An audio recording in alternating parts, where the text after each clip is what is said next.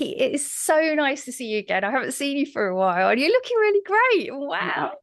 So, Well, thank you so much. I can't match you with your wonderful blonde hair, but you look oh, amazing. yeah. Well, it's not really quite so blonde. This just covers it up. No, it looks really good. It Oh, looks you're good. very kind. You're very kind. So, I mean, you always impress me. I mean, you've been doing all of this work for women for so long now. But what was the moment or experience that actually made you think, I need to do something for women? What was it that was the trigger that made you get up one morning and actually start doing things?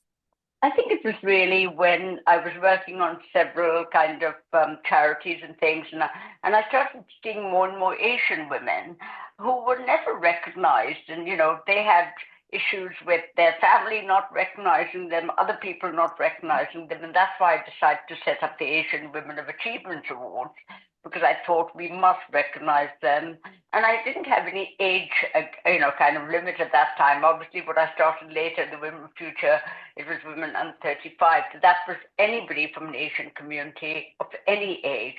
And so that was my first starting point because I remember one of the first questions I was asked when I came to England by Asian people was, being Indian, do you walk 2 steps behind your husband? And I said, no, I walk 10 steps behind my husband so he doesn't know what I'm getting up to. But I think, the whole thing, there was this great kind of, thing about the way they were treated. And I wanted to address that. Yeah, so there were lots of sort of preconceptions and misconceptions and that sort of thing, did you find? Yeah, absolutely. It was, society as a whole was not giving women as much importance as they should. Yeah, no, absolutely. So when you first started doing this, was there a lot of pushback or resistance that you faced? Did people look at you and think she's completely balmy? What's she doing? So what did you encounter? I didn't encounter any of that, or if I did, probably I didn't notice it. But I remember when I set up my first award, the Asian Women, everybody told me Tony Blair was in office then, and they said you should invite the Prime Minister's wife. And how do you do that? And so anyway, I rang up number 10.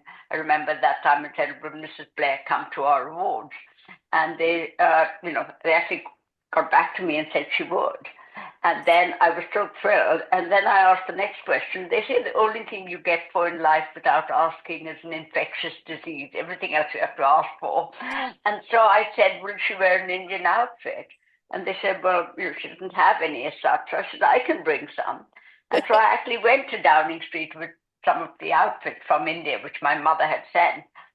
And she came to our first award. She wore one of them, and she's been one of the most um, amazing women I've met. So kind, so clever, but with such humility too. Oh, that's good because she's a very for those people that don't know, she's a really successful lawyer, isn't she? Human Yes, rights lawyer. So absolutely, in her own right. absolutely. Yeah. So when you started those Asian Women of Achievement Awards, it must have been quite different to how it is now. What sort of surprised you in that first year? How was it different?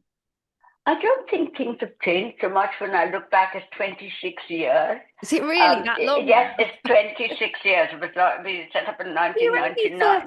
you're only 35, Pinky. Back it up, I please. know. I still pretend to be any age anybody will give me. And I think what was different was obviously nobody knew about us. So I did it with a group of people who were like helping me to set it up. I was actually hearing about people and I was walking the streets of London and stopping people and saying, you're Asian, will you enter the awards? And I think a lot of them were relieved I wasn't asking them for money. And then we had a real range of, there were many more in social work that entered, many, many more, because I think a lot of Asian women were doing, voluntary work and they entered through that. But I wanted people in the business world, the entrepreneurial world, art and culture, science. So we had several categories. And it was, there were some who we didn't recognize who years later became very famous. So, we're all on a journey. That's so interesting. It's good that you introduce those different categories so that everybody gets recognised in their specific areas. So you've met thousands of women doing this over the years and the other awards you've done. Is there one person that really sticks in your mind that you think, oh, that woman really embodied what we were trying to achieve, or somebody that really jumped out at you?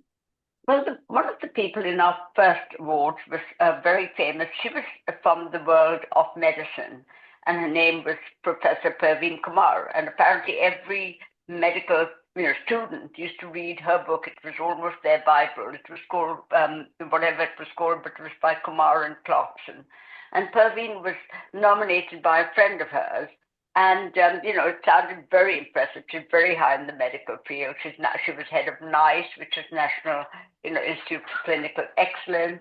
Yeah. And she's now a dame, Perveen Kumar. But when we asked her to come, she said, "Oh, I'm too busy. I don't think I can come."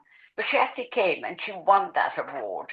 And she is 26 years later. She's still amazing. She inspired me because she did something I could never do in the academic world.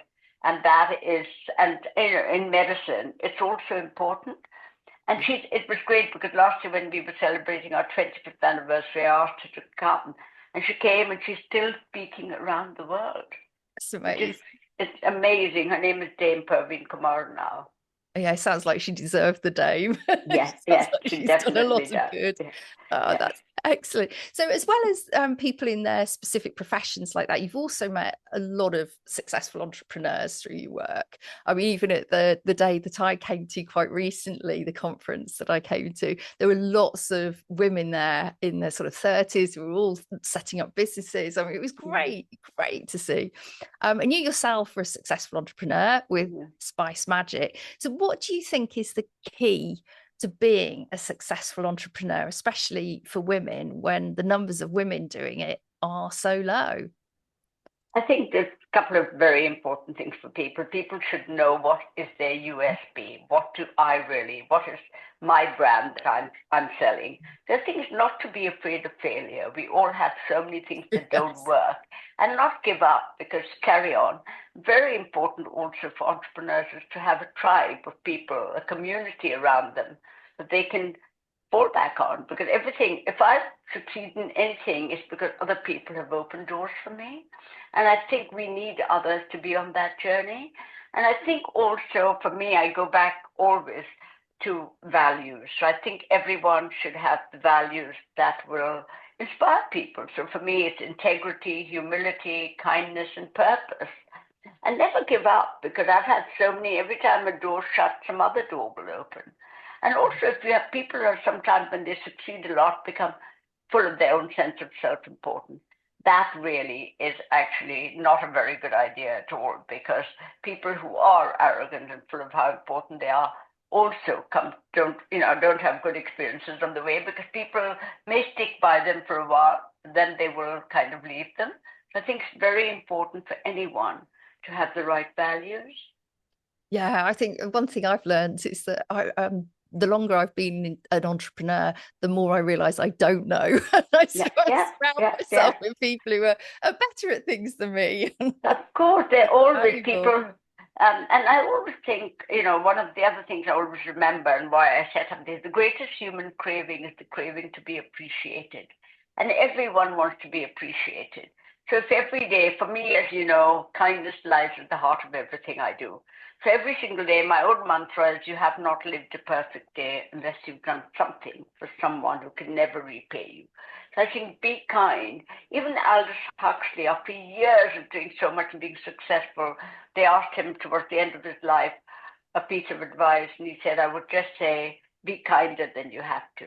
And I think kindness is something that brings things back. So if you want to be an entrepreneur, you want it to work, you want your business to work, by being kind, somebody else will be kind to you. And we all need that. Yeah, I totally agree with that. So as well as those particular points that you've made there, is there another important lesson, or what would you say was your most important lesson that you've learned from meeting all of these incredible women that perhaps you wish you'd known earlier? I think go and try to do things you've never done before. And I think, that's what I've learned, just going and trying something. And, I obviously didn't know how to cook when I came to this country because we had one of the chefs in Calcutta. I learned to cook, but I integrated cooking into my life. So the first time I wrote a book on Indian cookery, and I was trying to sell it. And I would bring up all the bookstores and say, would you like a copy? Can I give you 10 copies of my book? And they said, are you on television? Are you famous?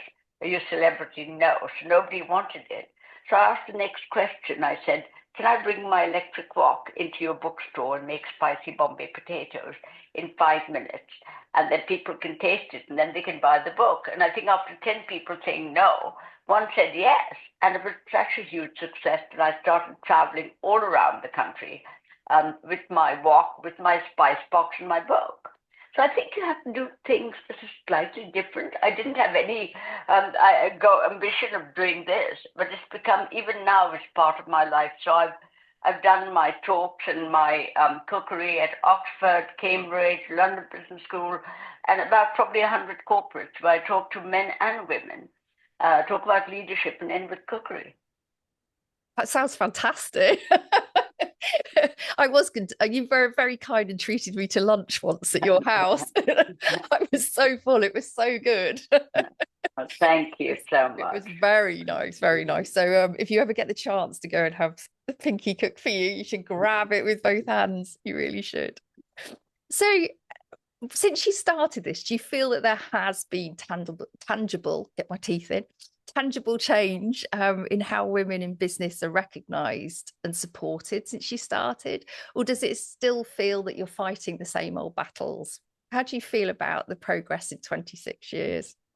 I think there are more women now, and the women I'm meeting are all telling me what a challenge it is to have children, work hard, and get all the recognition they want. So there has been change. There are many more. When I was doing it, nobody in my children's school, none of the women were working.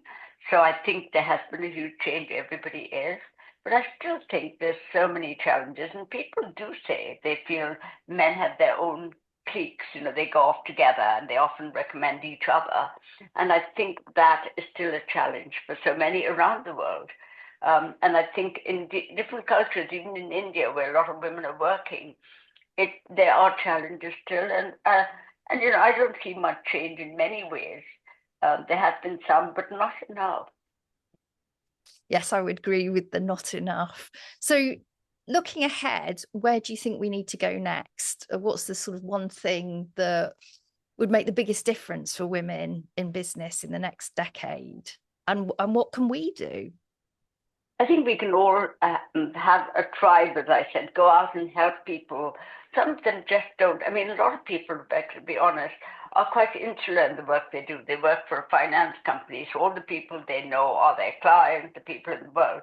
I think to be successful in life, that's helped me more than anything else, is to have a variety of people from different backgrounds who are in your life. So you learn so much. What you learn from an academic is totally different from a scientist. I mean, last week I spoke at a private equity summit where there were 300 people around the world, and I was speaking at a lunch they were doing to the leaders.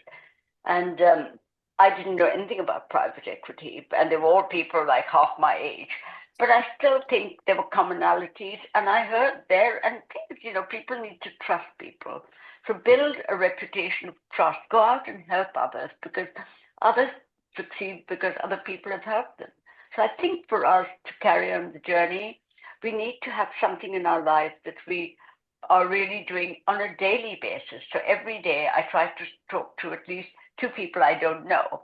And there's a lovely story. I must tell the story because a few months ago I was sitting on a train talking to the woman and asked her what she did and all that. And then I told her, well, come to my house for lunch.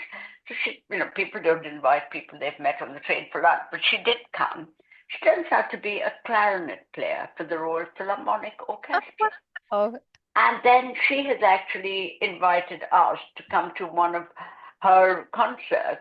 So you just never know until I would never have, yes, I would have gone on my own or whatever. I could have bought a ticket. But it's really, I think it's important that all of us focus on meeting people very different to ourselves because that's where the real joy lies.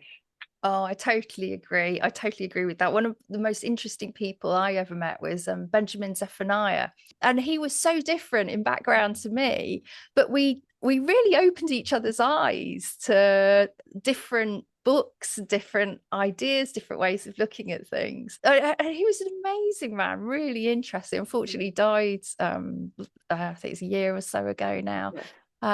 But really meeting somebody as different to me as he was Yeah. really quite an eye-opener. So I really do agree with you on that. So Uh, you've met lots of celebrities in your role. So I'm going to ask you a really frivolous question yeah. at the end Yes. and Yes. say, who've you met that you've been a big fan of and been really excited to meet? I'm never a fan of anybody. That's not been part of my life. I've never. I admire people and the qualities. But, there've been as many men as women who've really inspired me. And, obviously Sherry Blair's so amazing. And we've got this lovely man called Sir John Peace. And he used to be chairman of Standard Chartered and Burberry. And he was actually, all these men even support women so much. So I think there's so many. Even somebody who came to our awards like 15 years ago was Liz Hurley. And then, so we've had a real range of so many people who've come, and they've all, what I look at is very quickly is to see people and see, are they kind? Are they, are they interested, or are they just, kind of doing what they want? So I think there's so many of them. Somebody like, obviously Her Royal Highness Duchess of Edinburgh is our global ambassador. I'm sure he's been a great patron. Princess Badea from Jordan is amazing. The other person, two people women who I admire so much is Julie Brown, who is the CFO of GSK. Again, real hard worker, but always doing. And Lena Nair, the CEO of Chanel. Again, very, very busy people, but we're always, kind of have wisdom and grace and, find the time. So I admire people who do that, whose schedules and lives are far busier than mine, but will always be there if I need something. Oh, that's lovely. It's lovely that they give you that time. So if you were going to give a woman out there one tip to just go away to think about today, what would it be? Be the best version of yourself. Find out what you're good at. Don't try to do something because other people say that's a good quality, because, it doesn't work like that. So really really look inside yourself, and also look and find, the other thing is find someone who you can always turn to. I think, if you know what you're doing, and yet if you get stuck, somebody's there to be by your side. It really changes the world for you. And also, it's so important for us to look at people much younger than ourselves. At my age, that's so relevant. Because when I talk to a 16, 18-year-old, I sometimes don't understand half of what they're saying. They are so savvy in technology and AI, and I know nothing about that. So, it really is an interesting piece to be in. Oh, Pinky, it's been an absolute pleasure to see you today, and hopefully we can catch up again soon in real life and not just on a screen. So, but it'd be great to see you. Thank you so much, and so kind of you to ask me to be on this. Thank Oh, you. it's lovely to see you. Thanks, Pinky. Okay. Okay. Bye. Bye.